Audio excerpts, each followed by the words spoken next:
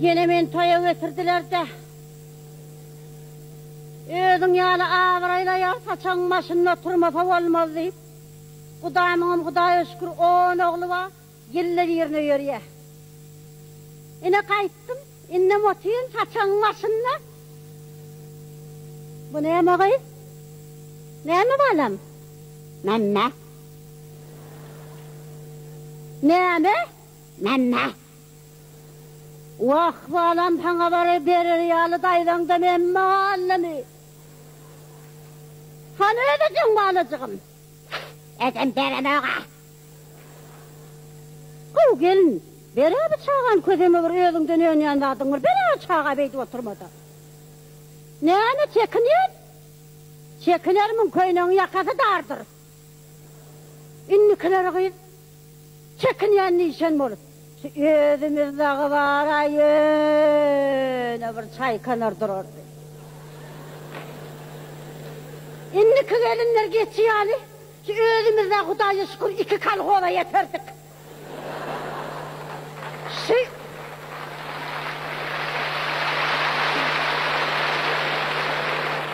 Şutu yana etin bilem giyindir şu çağılar gelir gider. Şu mektepten marifından çıkar gelir. Gider. Yo inni kılır diyene elcileşip utanıyan niyen mort bir. Eylesinden firmada kaynar çekmeyen mort olur.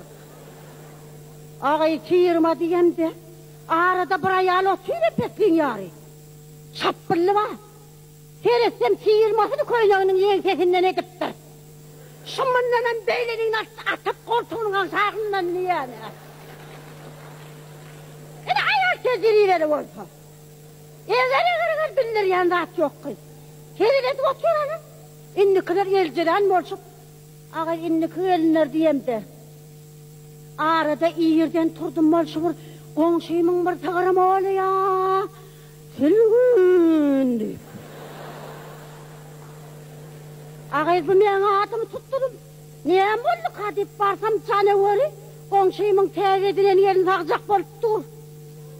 Eline doktorluğuna yanıl. Elliğini geyiptir. Şuna çendi. Gözünde de eğnik sıfır tutup canavarın kini bir çekti. Canavar tağırçı daman gürleydi. Ağaydı oşak çekayedin şeyseler ne edersin? Özün ölsene deyip bana. Vakt canavardan tağmada gerek kadar beni tutuyorsan yine öyle bekler havundan. İnnikiler şeyler aktı. Ağay şu yönü ayarlarım boliyada görürüm. Kaç varam kaç ne işlepiyorsun o yerde? Kaç aboy yırtma kaç varam. Çık. Şöyle. Bir yedim ya.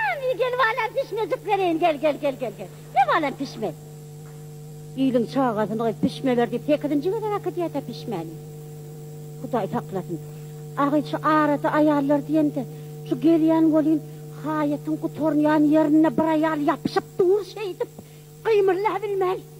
Vay görgüle bir rada olup dur neyem ollu kadidin. İncecik ökçel kovuşkayıptır. Govrut hem epesin yari. Görgülü batan eteni. Ayağını bile oksun altama çıkarır. Çek ya bolan ok. Onun için ağırdan bir gıydı geçip var ya şoğa gıyırdı. Kıyıvçığı gel verik elimden çek. Oğlum şu adın gıyırlarda. Daylı azıcık figuranı vererek giyiney melekenimizde.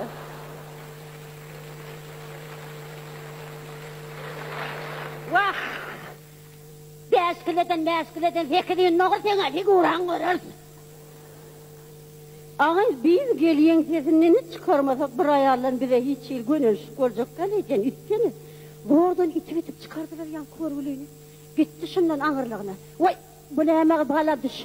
Düş elin arkasından düş bağlam. Düş. Elin çıkar elini. Çıkar bağlayacak. El cağasını sokma. Bittim ne yaptın içime?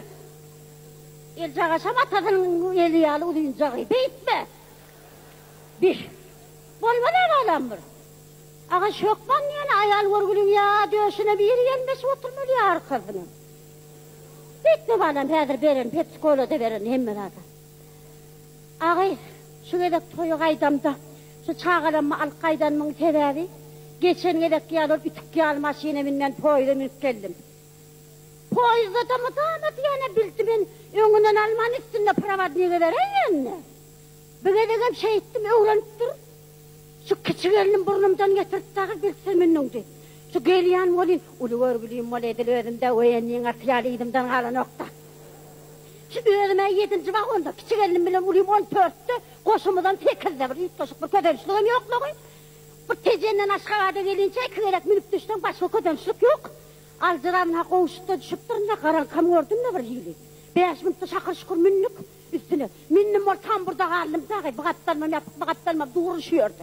Tam bir ervedem derken yöne azıcık tırına verirsen başın aylıyor da.